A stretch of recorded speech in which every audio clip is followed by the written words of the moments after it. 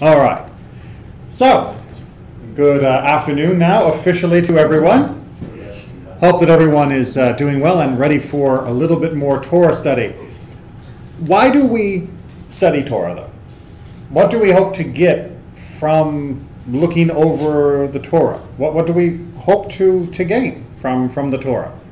What do we look for in the parasha? What do we find? Keep on learning. Okay, to keep on learning, because? Well, insights into human nature and how we can learn from the trials and tribulations of the events in the past. So if I can... but that's better. Well, if I can condense that into a shorter phrase, just so it fits on the board, even with my writing. So we learn about human nature, and from that we might be able to learn from their mistakes as well as their achievements, our own proper behavior. That there is something to be personally applied from the messages and the teachings of Torah. That it's not just a story, God forbid, or just an account of things that happened. It is that. I mean, that there is an account of things that happened, but that's not the only reason we're reading it. We're not just reading it because it's interesting tidbits of activity. It's reinforcement of what we've learned before, and there's always a new side to what we've learned before, and we see things in another light. So it can both reinforce, that's close enough. It can also, I'll just take your word to give us a new side. It can also inspire for that sort of triggering our own actions, beliefs, and feelings in ways that either build on what was there already or trigger something new in us that will help us go even further. Well, when Moses was reviewing it before they went in land, he said, I put before you today life and death. Mm-hmm. So choose God's way, is life. So we're actually looking for better life. So we're looking for better life. And the way you described it in God's way, I'm going to condense to the Hebrew, halakha, which literally means the way. But of course in context it means the way that God wants us to live. But halakha has a narrow and an expansive definition. It can have a very narrow definition in terms of what is the minimum expected behavior, activity, compliance with the commandments. Right? What is the absolute minimum you can do to say that you are officially following God's law? That you are officially doing what's necessary. So for example, Passover night, right? It comes time for the Seder, and it comes time for eating the matzah, which is a mitzvah. How much matzah do you have to eat in order to say that you've actually eaten matzah and fulfilled the commandment? Do you have to eat a whole box? No. What's that? One sheet. Do you have to eat a whole sheet? No. Depends on who you talk to. There are some people who get a really large version of what they think the minimum is, but most authorities agree that it's what the Talmud actually says it is, which is it's an olive's worth. Which then they argue, does that mean an olive's worth of flour or an olive's worth of actual cooked matzah?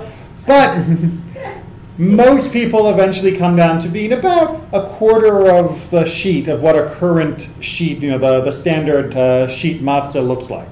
About a quarter of one of those is about how much you should eat for fulfilling the mitzvah. Does that mean that's all you can eat? No. No. Can eating more provide additional benefits? No. Said emphatically.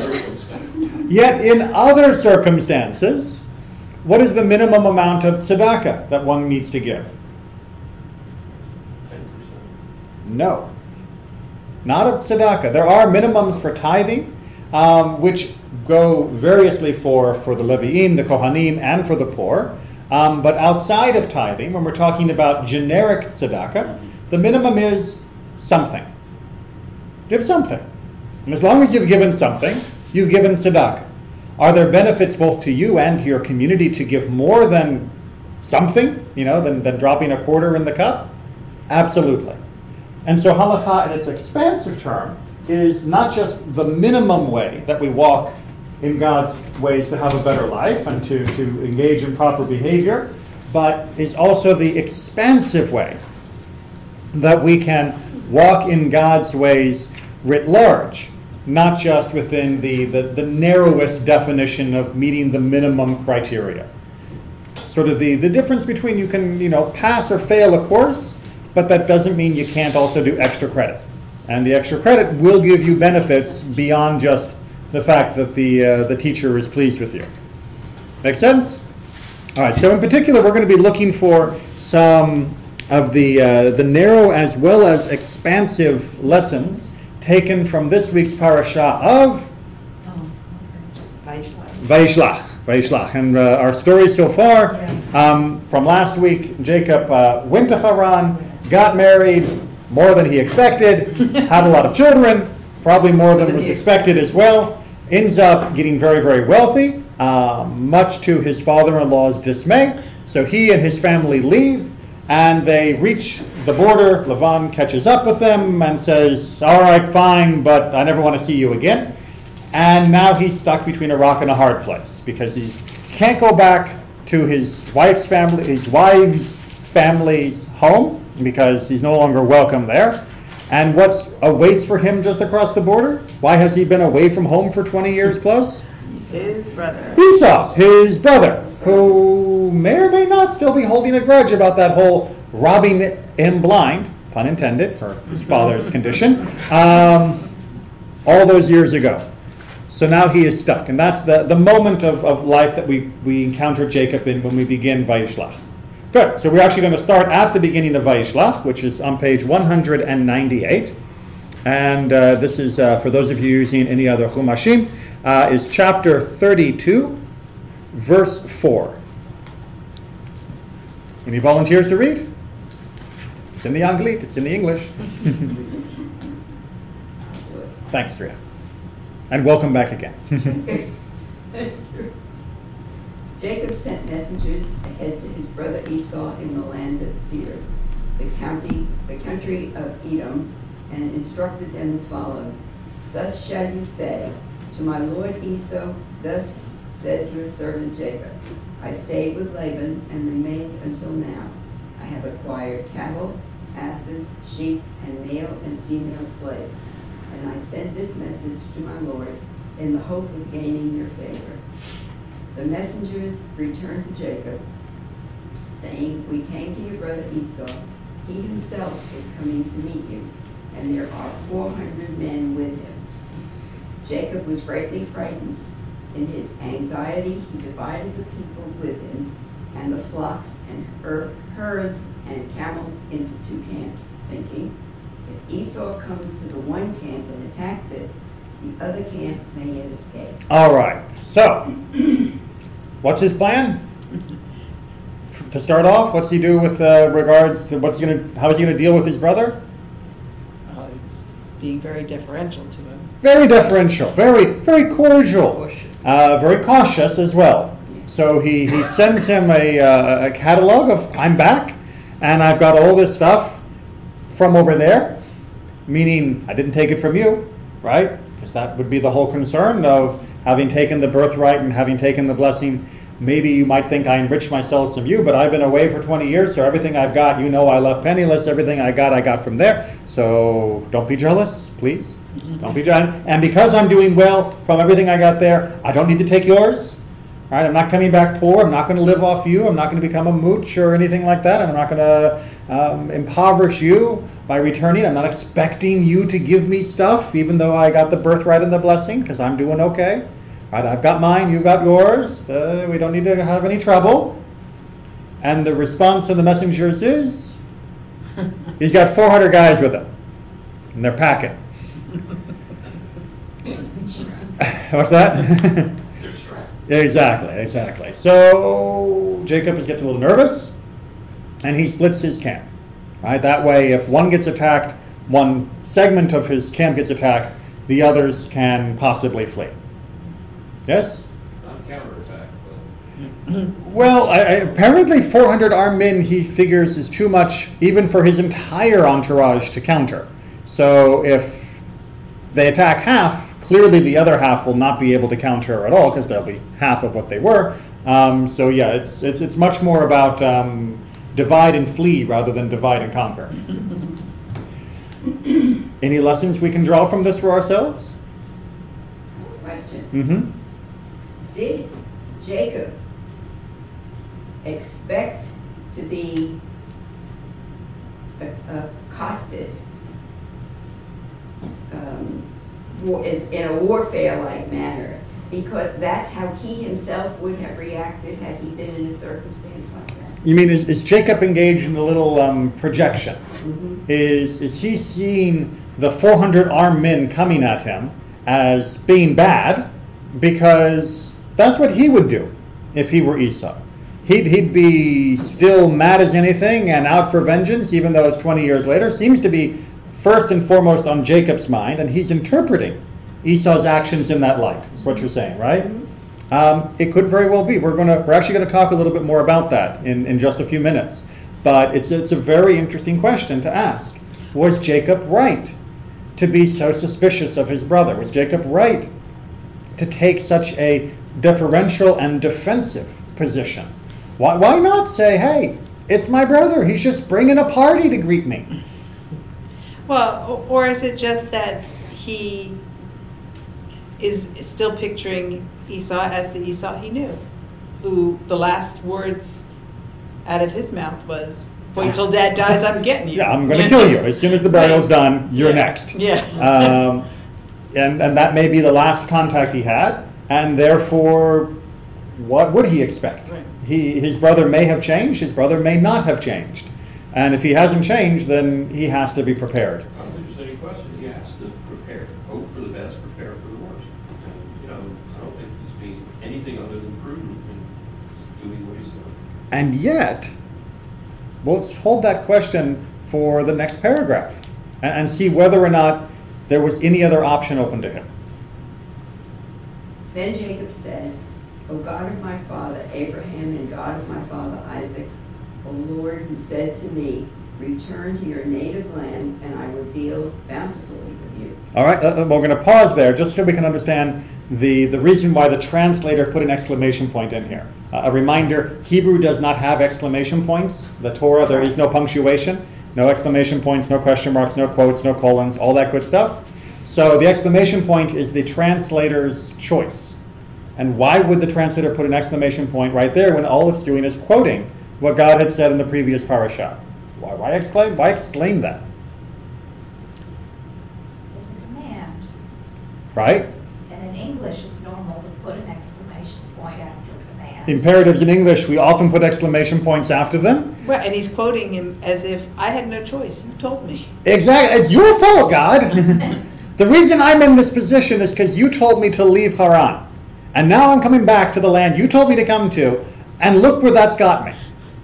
Look, it's on you, God, that I've got this trouble. And so to answer your question, Michael, what else could he have done? He could have had faith in God. He could have said, hey, my brother's coming at me with 400 armed men, but God told me to leave. God told me to come back to this country. God said that he'd protect me. Remember the whole ladder and angels going up and down speech that God gave me? I got nothing to fear. God's on my side. So why should I worry about dividing my camp over 400 armed men? They could be 4 million armed men. God told me everything would be fine. Why should I take steps to defend myself? Praise the Lord and pass the ammunition. Because that's not the way Judaism reads it. Exactly. There's a number of different midrashim of why Jacob might have felt that he had used up all of God's protection and that now he was kind of in a gray area and wasn't sure he could rely on that. But more generally, Judaism says, no, you don't say, I'm righteous, therefore God will protect me. You say, I'm righteous, therefore I have faith, God will protect me as I take steps to defend myself. And you take those steps to defend yourself. You don't rely on miracles to carry you through. Keep going. I am unworthy of all the kindness that you have so steadfastly shown your servant. With my staff alone I crossed this Jordan. And now I have become 2 camps. Deliver me, I pray, from the hand of my brother. from the hand of Esau. Else I fear he may come and strike me down, mothers and children alike. Yet you have said, I will deal bountifully with you, and make your offspring as the sands of the sea, which are too numerous to count. All right. So he lets out this prayer to God, and in what becomes typical Jewish fashion, there is a little edge of chutzpah to it. Right? Our prayers. Challenging. Yes, our prayers do have that edge. It's sometimes hard to see in the translation in the Sidurim that we use in our prayer books, but the Hebrew often makes it much clearer, which is, we are the children of your servants Abraham, Isaac, and Jacob. We are your people. You made a covenant to us, and although we are unworthy, we're still banking on that as well. And we're still expecting you to hold your end of the bargain while we hold up our end of the bargain. So this prayer becomes a bit of an archetype. We don't put quite as much chutzpah into our average prayer as Jacob does here, but we do often edge our prayers with just a little bit of a reminder to ourselves and to God that there is a second side of the covenant, not only our own, and that we are expecting that side of the covenant to be upheld just as we are striving to uphold our part of the covenant.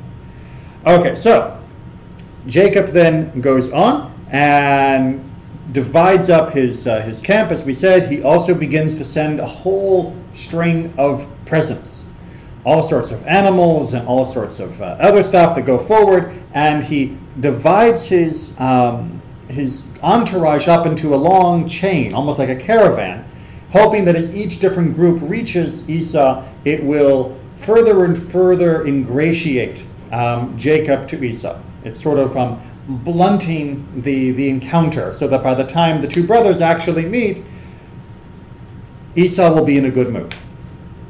Make sense? Makes a lot of sense.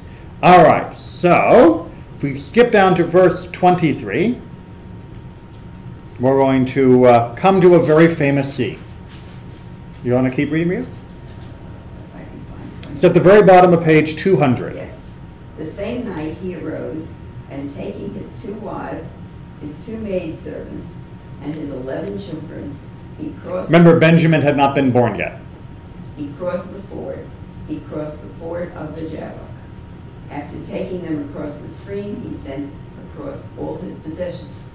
Jacob was left alone, and a man wrestled with him until the break of dawn. When he saw that he had not prevailed against him, he wrenched Jacob's hip at its socket, so that the socket of his hip was strained as he wrestled with him. Then he said, "Let me go, for dawn is breaking." But he answered, "I will not let you go unless you bless me." Said the other, "What is your name?" He replied, "Jacob." Said he, "Your name shall no longer be Jacob, but Israel, for you have striven with beings divine and human, and have prevailed." Jacob asked, "Pray tell me your name." But he said, "You must not ask my name." And he took leave of him there. So Jacob named the place Peniel, meaning, "I have seen a divine being face to face, yet my life has been preserved." The sun rose upon him as he passed Peniel, and limping on his hips. That is why the children of Israel today do not eat the thigh muscle that is on the socket of the hip, since Jacob's hip socket was wrenched at the thigh muscle. All right, very famous episode. What do we learn from it? Going back to our initial discussion.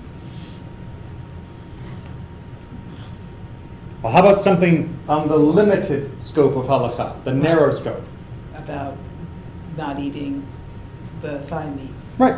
We don't eat from not thigh meat, but we don't eat from the tissue around the sciatic nerve, which is the nerve that's being discussed here. And that's one of the primary requirements for something to be kosher. Both domestic and wild animals, not birds, but things on 4 legs.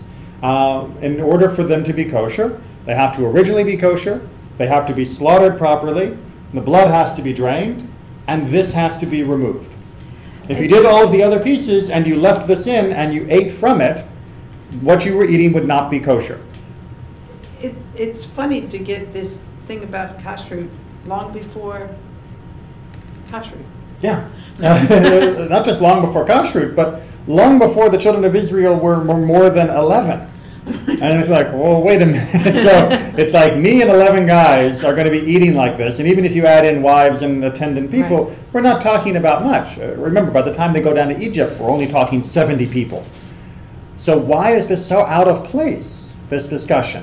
And is it out of place? And does that mean that is this really then halakha? Or is this family tradition? Is this a family custom? Right? If for example, I had met my wife on a particular day of the year that we went to, we went to Odaiba. There's a place in Japan, very famous Ferris wheel. That's not where we first met, but let's imagine we had, because it'd be very easy. If I were to say all of our children should take their dates to Odaiba, for their first date, and that's what we do, is that law? No, it's a family custom. It's a family tradition. And is that what we're talking about here? Or is Jacob not eating it of his own volition? Is it his own choice? Or is this God's choice that we not eat from this? I'll give you the short answer. That Jewish law is that we don't eat it, but we'll have to try and work together to figure out why that is the case. In Israel, they take the sciatic nerve out, and all of that meat is kosher. Okay, so what we've ended up with... Labor intensive. Correct. In terms of Jewish development, Jewish community and culture, you have two different styles. You have an Ashkenazic version and you have a Sephardic version. Now everyone agrees the halakha is, if you remove this, that the rest of that meat is fine. But doing so takes a great deal of skill and a lot of work. It's a pain. It's you're doing an autopsy essentially on the animal, and it's a little bit fiddlier to get to than just removing the stomach. So for much of the last 1,000+ years, most of the Ashkenazic community has simply cut off the back half of the animal and sold it to non-Jews. And said, you know what, we don't want to deal with it. It's just not worth our time to get out the knives and go in and get it out. It's much easier to just sell it to someone that isn't Jewish. They can eat it just fine. It's fine for non-Jews to eat. And we'll just eat from the front half of the cow. Thank you very much. Or the front half of the sheep or goat. In the Sephardic world, on the other hand, they said, no, actually there's some pretty tasty meat back there, and we don't mind doing a little extra work, and perhaps it might have also been harder to find a buyer, depending upon the community. So you don't waste half the animal just because it's work. You get out the knives and you go to work. And so in the Sephardic community, to this day, they have the tradition of taking this out and eating from the back half of the animal just fine. And in Israel, indeed, you can find an awful lot of butchers that still will. Because we were shocked the first time we were there, and they asked if we wanted filet mignon. Right. And I said, that's not a kosher cut. Right. In a stage whisper. And the waiter said, it is here. Absolutely right. So in the U.S., it's hard to find, at least in the communities that I've been in, it's hard to find someone who will serve you kosher filet mignon for precisely that reason. Exactly. But in Israel, it's a little bit easier to be able to order. So you were right to asking the question. Maybe not with the snootiness, but he was right to give the answer. I didn't ask it snooty. No, I said he shouldn't have been snooty. Israeli waiters are notoriously. That's part of the service. You pay extra for that. Exactly. You pay extra to be insulted. Right. Downtown. Separate question, separate Mhm. There's two places named here, Peniel and you. When I checked the Hebrew, they're different. Mm-hmm. What gives here? Is it two separate places or two separate names for the same place? Actually, I don't know off the top of my head, and I would hate to give a wrong answer. Obviously, they have the same derivation because they are almost identical, except for the vocalization, except for the voweling. But I don't remember having read or studied that particular aspect of the place names. So we can look that up and report back later for extra credit. Something we just glossed over. Yes. Who is this man? Okay. So we were a bit hesitant to talk about the scene, so we went for the strict version of halakha, which got us all up in the thigh. But that meant that we avoided the reinforcing, inspiring story. Whatever else is, what's going on with this person he's wrestling with? Who is this angel? This divine being? This thing that he is struggling with that gives him the wrenched leg anyway? And he's still lost. And he's still lost? Well, did he lose or did he win? It says he prevailed. He's still alive. Right. Right? You don't normally fight against divine creatures and win. That's kind of unusual. But who is this other figure? Well, he's all alone on this side of the, He's alone. right, he sent everybody else, and so, So it's not his wives right, well, fighting over him. well, he's got an awful lot to confront in himself before he goes meets his brother. And he's really got to figure out who he is. All right, so first identification, it's himself. That he is torn of what he's going to do. Remember, he's between a rock and a hard place, which means he has no easy out. And Jacob has spent much of his life not necessarily taking the easy out, but taking the easier out. He didn't stay and confront his brother. He didn't stay and confront Lavan. He didn't confront Lavan over the two wives. He didn't put the household into order rather than letting everyone fight over his affection. He always let other people essentially do what they were going to do, and he responded. Well, now he's in a position where he has no choice but to take definitive action. And that's unusual for him. Right, I mean, he didn't even protest when his mother said dress up. No, he goes along. He's very accommodating, except when he runs, and then he annoys people when he runs. But you know, it's a very difficult character trait to live with. And now he's forcing himself to behave differently than he ever has before. It's still got layers of accommodation in it, but he is essentially confronting his brother. He's confronting his fear, and the wrestling and the wrenching. Maybe from internal struggle alone. That would be sufficient, and there are commentators that take that route. Any other potential IDs of this person that he is confronting? Well, I read 4 different commentaries. Only 4. They all say something different. All right, well, give me one. Well, one is an angel, one is period. It's an angel, right? Says divine being. Another one says it is the guardian angel of Esau. Or it could be Esau's angel that he's wrestling.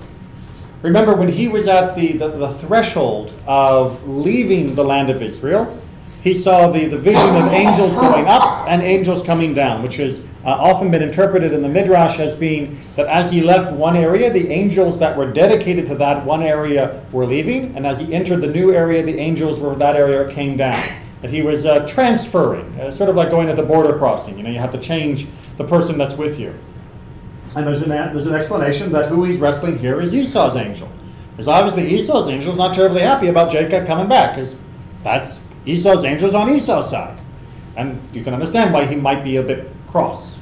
Well, thinking about it in juxtaposition to that previous dream with the angels, in that setting, he's just an observer. Correct. And now he's in a point in his life where he has to act. And again, it goes back to what you were just saying about how he's always taken that passive way.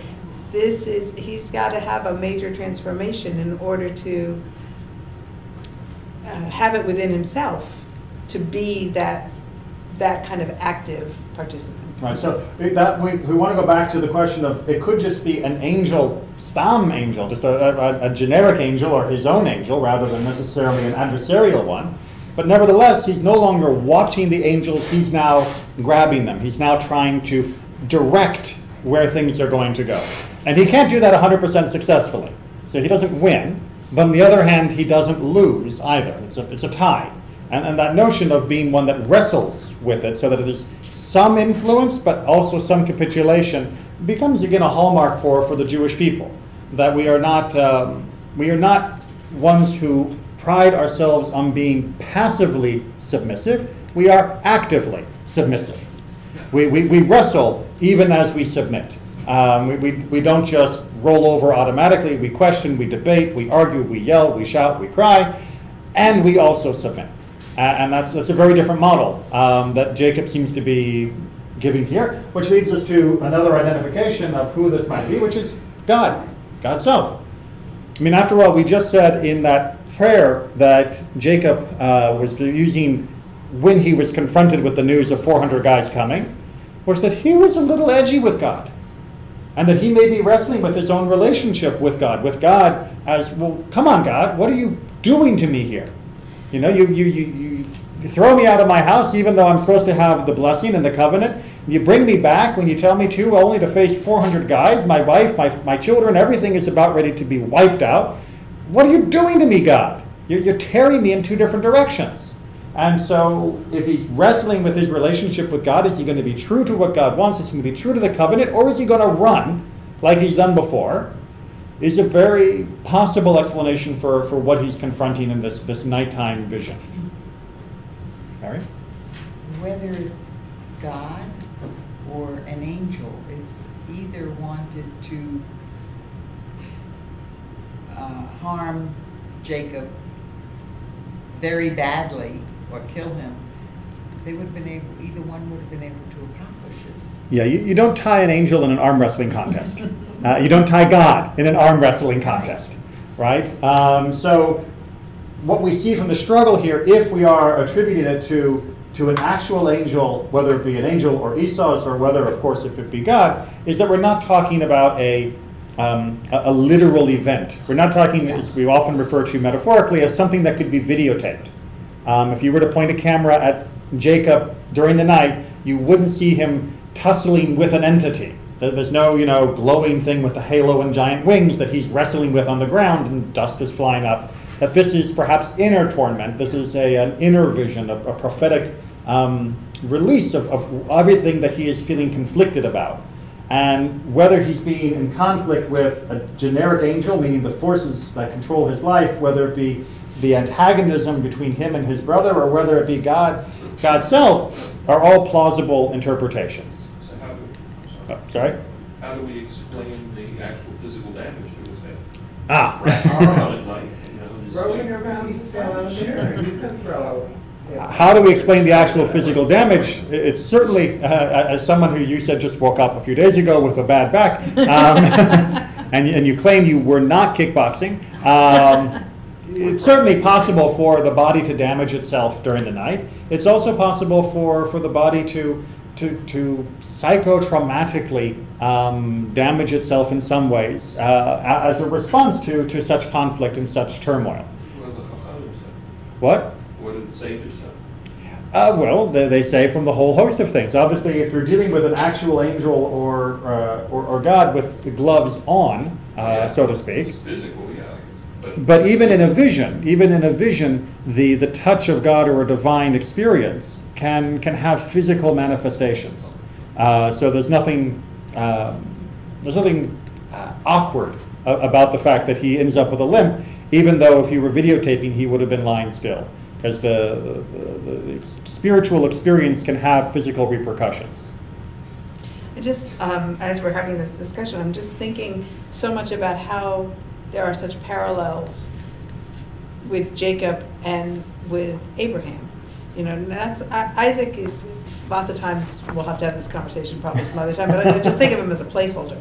But boo. Yeah, but he's the unsung hero. Right. Abraham has physical changes from his encounter with God, and Abraham was commanded to leave where he was and go somewhere else. Was told his people would be multitude. I mean, all those things are exactly the same. And now Jacob too ends up with this physical change as a result of his wrestling with God in a more direct way than I think in terms of chutzpah of Abraham and Sodom and Gomorrah.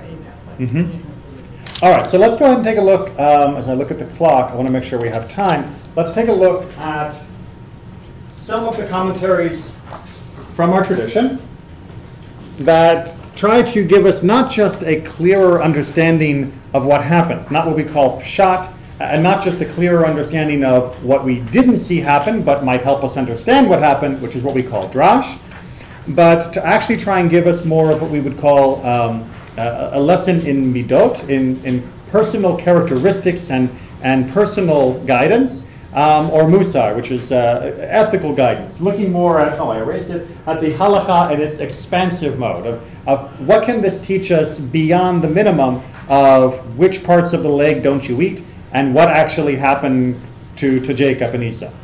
Make sense? Good. New volunteer to read a couple insights from Ralbag. Ariel. It is fitting for one who has an enemy and wishes to remove the enmity from him, that he bring him close to him with all strength and tell him all his affairs. For this causes hearts to draw together, that he did not hold this back.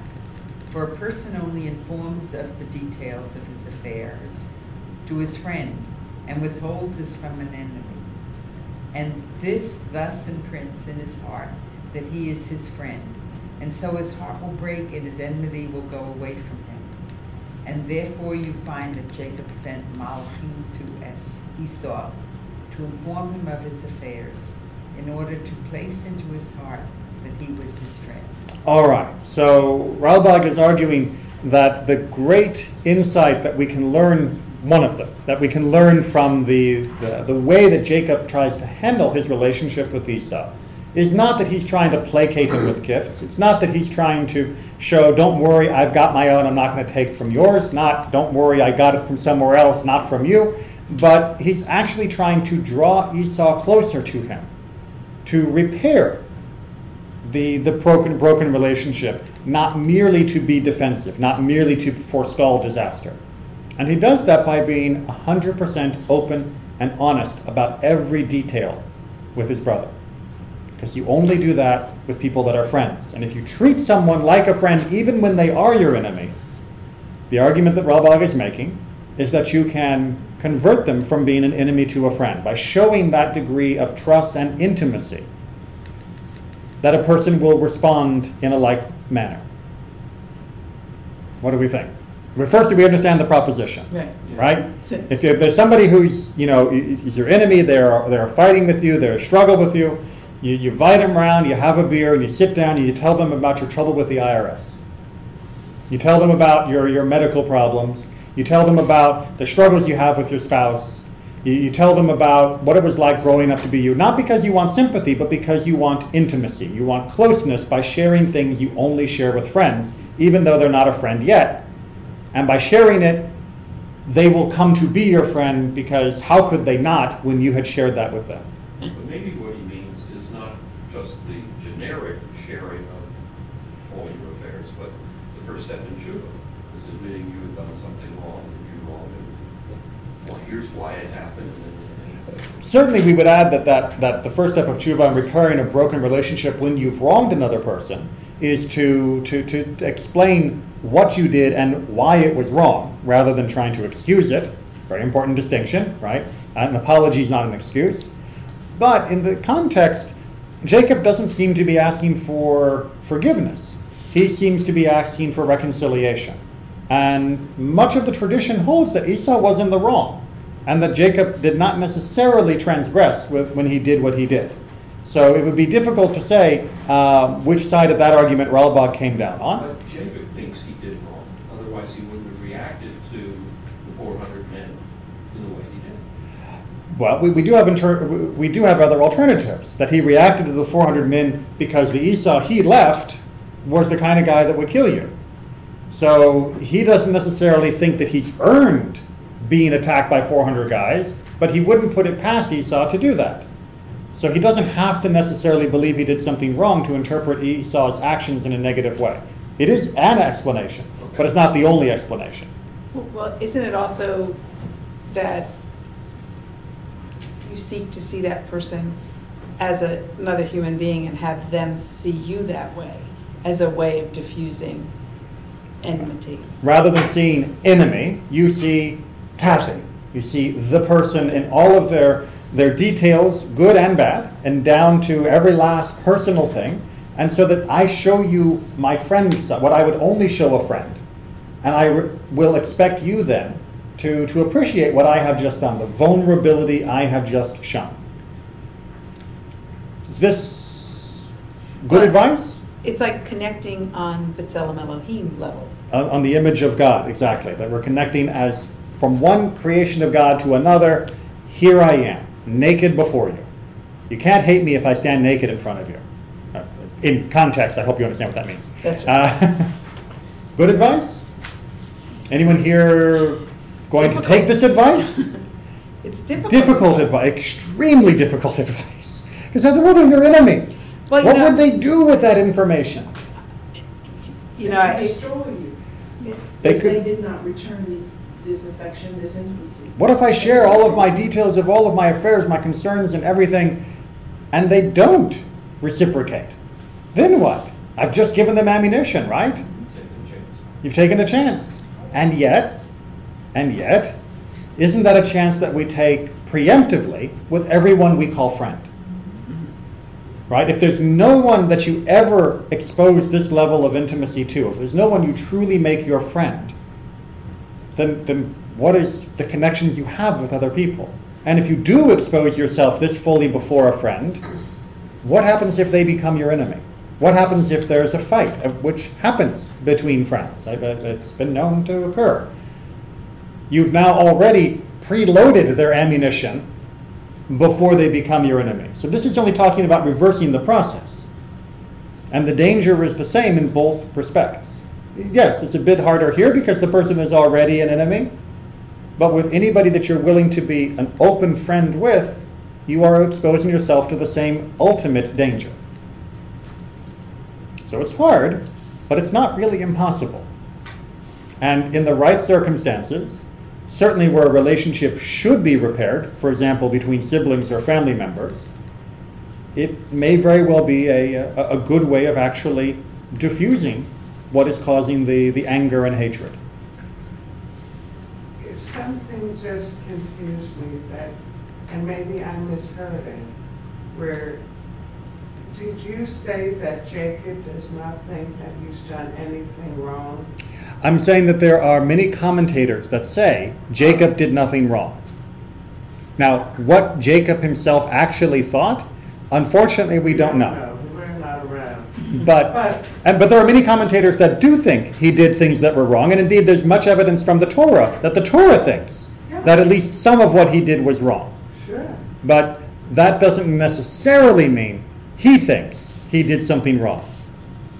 Certainly Esau doesn't think he can justify. It is possible, according to the commentators, that he can justify correct what he did absolutely as being in God's plan. For any number of reasons. In God's plan, I was obeying my mother. My brother was a wretch and degenerate, and if the blessings in the covenant were to go to him. Do we know at that time when he makes the decision to listen to his mother, who is another issue, that Esau is such a degenerate? He's a hunter. We get limited information. We get his impetuousness over the stew and his willingness to sell it for so little. Right. And we also get, the fact that he's willing to change wives to please his parents, despite the harm it certainly caused them. And he must have gotten married without their permission in the first place, which in the ancient world was a big no-no. Sure. So it's not that we have actual text that he was actually running around murdering and killing people, but we do have indications that his personality was not ideal. Where we can go with that? Well, or you can do the same thing. Absolutely, for Jacob on the other side. It's possible to do the right thing the wrong way. It is indeed possible to do the right thing the wrong way, and sometimes to do the wrong thing the right way. Life gets confusing, which is why we try to draw strength, inspiration, and guidance from the Torah so that we can end up doing the right thing the right way. All right, so let's look at, there's a second explanation that Ralbach gives that we can learn from this encounter. This has to do We'll go ahead and read, you'll see. The second purpose is in traits, and that is that it is fitting for a person to be ever fearful, and to judge matters as they can be in the worst case possible, in order to understand, to take counsel on how to escape it.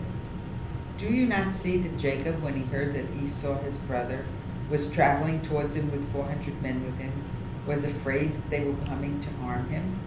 And this was even though this was preceded by God's informing him that he would protect him and be with him, and that it was possible as well to judge that he was coming to honor and guard him, and therefore he was wise to take counsel on this according to what was possible.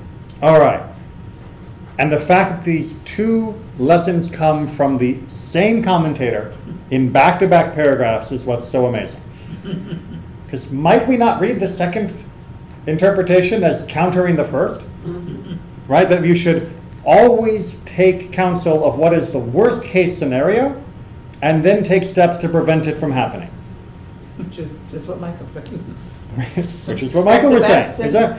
You hope for the best and you plan for the worst. And indeed, that does seem to sum up the two positions of Ralbach here, and they are not, despite what might seem surface appearances, mutually exclusive. You can protect yourself from the worst of what might be done to you by an enemy, while at the same time leaving yourself open enough that you can also find room for reconciliation. It's not an easy balance to make, and it's one that our emotions often twist and distort so that we end up making the wrong calculations. But it is possible. And I think the argument that is being made here is that it was done successfully by Jacob. That Jacob and Esau are not reconciled to become the most lovey-dovey brothers that ever lived, but they are reconciled to live side by side in two very important nations for many, many hundreds of years. And that's an impressive accomplishment for two that were willing to cheat one and to kill the other. Yes? No? Maybe? Yes. Okay. Well, it seems like no one has any problem taking the second paragraph of advice. Of expect the worst. And that may be some poor historical training, as we see. It's possible to project that second paragraph to Israel today. Mm-hmm. To Israel or to international relations in general. If we want to talk about the recent developments with regards to possible moves on changing the relationship with Iran, certainly you have people arguing both paragraphs. And it's rare to find someone arguing both paragraphs at the same time. And that's unfortunate because, in my opinion, I think that's what is needed, is that you need to always have room open for openness and for an actual honest discussion, and you also need to be completely protected just in case things go south. I really thought from that first paragraph, yesterday on my way home, I happened to be listening to NPR, and there was a segment with an interview of an Israeli doctor in the Upper Galilee who has, 8 to 10 Syrian people there recovering, right, and talking about treating them and talking about how, when they asked how did they get here, he said, well, on the other side, the Syrian doctor said to them, we can try to get you to a Syrian hospital, we can try to get you to Jordan, or we can try to get you to Israel, where do you want to go? And they say Israel, and so they come to the border and the IDF stabilizes them and brings them on over. Right. And so we talk about having your enemy closer and being bare. These people are taking a huge risk, and he said it takes a while for them to understand that they're not in any harm. Right. Even though they've chosen to come. But they may be in harm going back, unfortunately. Yes, exactly. Unfortunately. Unfortunately. But that's another layer of the discussion. Right. All right, let's take it from there and move down to our sciatic nerve, our other major topic of the sections that we read. Marian, for time's sake, will you keep going? Why don't we eat the sciatic nerve tissue? It is a fine and punishment for Jacob's sons left him alone. They were, after all, strong men. They should have stayed to help him with his trouble. Because they did not accompany him, Jacob was injured. All right, so I know that in all the Bible cartoons and all the little picture books, they always show the 12 sons as all being, under the age of 8. Not likely. Remember for Leah herself that, you know, she has so many children that would have been spaced historically at least 2 years apart for a chance to both have the pregnancy, the birth, and weaning, probably closer to 3 years apart. The eldest would have been quite old, and since she was already done with a long run of them before we got any from Rachel at all, from top to bottom, the eldest must have been of reasonable age that they could have helped their father. And so Chizkuni is arguing that why do we not eat the sciatic nerve? Because it's a punishment. We don't eat it as the children of Israel, the children of Jacob, because we didn't stand by him when he needed us. And so we lose out on eating this piece of meat. All right, that's an explanation. Now, what is this explanation meant to teach us? Is it really meant to teach us why we don't eat it? No, what's it meant to teach us? Honor your father. Help your parents! Okay? I know it may seem obvious, but I mean, it bears repeating because it is not always followed through on. It means take care of your parents. That if Even when they send you away.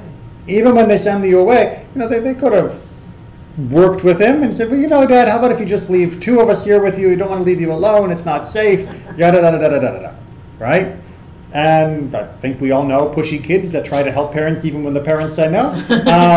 We should not be upset that they're trying to help, although the relationship and negotiations can get a little bit more complicated. But at least they are trying, whereas when your dad says, no, no, it's too dangerous. You go, I'll stay. You don't say, okay.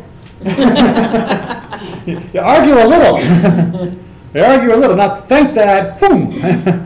It's trying to reinforce a little bit more about this whole honoring and defending our parents.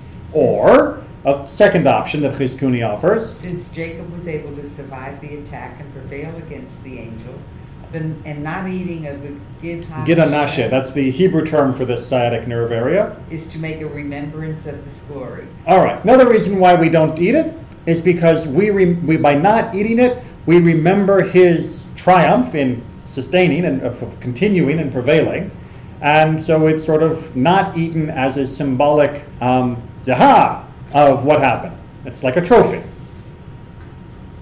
right? Mutually contradictory to the first one. Yes. The first one was to our shame. The second one is to his credit, and yet both are very meaningful lessons that we should be proud of our accomplishments. It's perfectly normal to be happy and proud of our successes. And if you want to create some memorial of that, absolutely, no problem. Don't go around necessarily building a giant statue to yourself, but it's fine to establish a commemoration of a victory for yourself. Yes? No? Maybe? Third one. Because he was injured in that specific part of his body, his descendants accepted this upon themselves. This akin to someone who has a specific body part which aches. He might accept not to ever eat from that body part in order that his own body part should get better. Right, a little bit more practical advice, right? Maybe the reason we're not eating is because that part hurts. And if that part hurts, maybe there's some sort of sympathetic medicinal benefit from avoiding it. It would work. No. You're ready to try anything, aren't you? Yeah. and exactly how much spine do you eat generally? All right. So Chizkuni gives 3 very short answers. Sefer HaChinuch, which again, highly recommend to everyone as a wonderful resource to have, is a book that takes each of the Torah portions and outlines the mitzvot contained in each, giving not just some of the details of how, but also an awful lot of the why we observe. As you can imagine, from having read through now the book of Bereshit, the book of Genesis, there aren't a lot of mitzvahs in that section. So there's just a brief overview, but now we're getting down to a mitzvah, which was already discussed. Why are we being told this in Bereshit? Shouldn't we have been told this with all the other laws of kashrut? Here's his explanation. There is one negative precept in Vayishlach. Remember, negative doesn't mean bad. Negative means thou shalt not. The admonition about the sciatic nerve, as it is stated. Therefore the children of Israel do not eat the sinew of the sciatic nerve. This phrase, do not eat, is not stated merely by way of narrative. Because this happened with the father, the children refrained from eating the sinew. It is rather an admonition of the eternal Lord that they should not eat it. All right, so remember our original discussion and debate? Are we not eating this because it's a family custom? Or are we not eating this because it is a mitzvah of God, according to Sefer HaHinuch? Because it's a mitzvah. All right, this is not just the customary visiting of the Ferris wheel. This is, God doesn't want you to eat this. The fact that it gets told here, well, that we can talk about. But the fact that its origin is heaven rather than family experience, Sefer HaChinuch says, is not in question. At the root of this precept lies the purpose that Israel should have a hint that even though they will endure great tribulations in the exile at the hands of the nations and the descendants of Esau. Now, remember, from last year or the year before, we discussed how the rabbis connect Esau as being connected to the Roman Empire and then later Western civilization in general. So when they talk about the descendants of Esau, they're not just talking about the actual physical country of Edom, which is gone, but is talking about Rome in particular and the West in general. They should remain assured that they will not perish, but their progeny and name will endure forever, and a Redeemer will come and deliver them from the oppressor's hand. Remembering this matter always through the precept which will serve as a reminder, they will stand firm in their faith and righteousness forever. All right, so when you choose not to eat this section of the animal, you are not simply following the law, you are making a spiritual statement. You are saying, yes, the descendants of Esau, and we're going to see that he's taking this argument, that the descendants of Esau may hurt us, the same way the angel of Esau wounded Jacob, but they will not prevail against us, we will win. That comes at the end of your fork. By choosing what you put on your plate and what you put in your mouth. You're making a statement about our place in history, not just about what I'm doing. So when people talk about things like kitchen Judaism in derogatory terms, as though somehow the spirituality of kashrut was negligible, this is what we believe is happening when we're making choices of kashrut. We're making choices about a statement of survival, a statement of endurance, a statement of what it means to be Jewish despite the pain that has been inflicted upon us. That's a lot to go on a fork. But it also makes what you put on the fork a lot more. Don't worry, no calories are added. Keep going. Now this serves as such a hint because we find in the Midrash that the angel who fought with Jacob our father was the celestial prince of Esau. Sorry, there should be a period. He wanted to uproot Jacob from the world, both him and his descendants. Unable to prevail against Jacob, he pained him by touching his thigh. Thus the descendants of Esau inflict pain and suffering on the descendants of Jacob, but ultimately they will be rescued from them. Even as we find regarding Jacob that the sun shone for him to heal him, and he was delivered from pain, so will the Son of the Messiah shine for us. He will heal us from our suffering and redeem us, amen, soon in our days. Amen. So, again, when the butcher went to remove the sciatic nerve, they had in mind the suffering that we went through as being parallel to the suffering of Jacob. And by the removal of this, we're reminding ourselves of our endurance and our overcoming of that suffering and our eventual redemption. Which is a reason why it's really a shame that so many butchers just sell off the back half of the cow. You should suffer a little. Because once you do that, you miss everything that's going on here. Now, we, at least through studying, can hopefully recapture it. We can also take solace in knowing that the kosher meat that we buy has had this either removed physically or removed by removing the whole chunk of the animal. But it only works if we study and understand why we are doing what we do. And understand the spiritual insight that can come through an act as simple as eating a piece of meat. All right, so we end up with this statement from the nerve of an animal to the Messiah. And I just wanted to finish off with Ibn Ezra's statement in general that was censored from his earlier editions of the commentary. And let's see if you can tell me why it might have been censored. At the end of days, I will give your descendants the entire globe of the earth, and not the land of Israel alone, as it states. And you will spread abroad to the west, and to the east, and to the north, and to the south. And as it states, I see him, but not now. I behold him, but not nigh. There shall step forth a star out of Jacob, and a scepter shall rise out of Israel, and shall smite through the corners of Moab, and break down all the sons of Seth. Which is from the prophecy of Balak. Prophecy in Balak by Bil'am.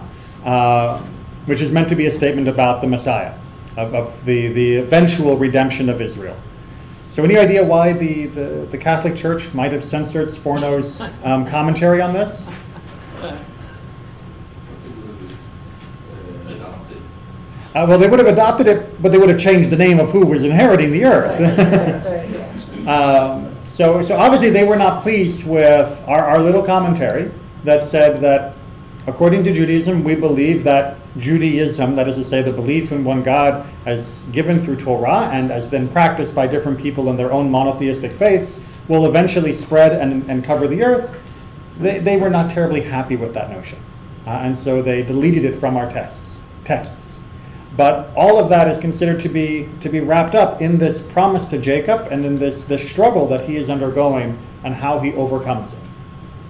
And similarly for ourselves, our own struggles, whether it be for how do we handle our personal enemies or how do we handle our personal challenges, to how do we draw a connection from kashrut to redemption, will likewise hopefully bring a light to shine forth and will allow us to at least taste some of the sweetness of redemption in small measure until it can be finally completed. And with that, I hope everyone will be joining us for Shabbat. See you soon. We will have class next week, but we will not be having class the week of Thanksgiving, the Wednesday right before Thanksgiving. What is that, the 27th, I think? Yes. Yeah. All right, thank you.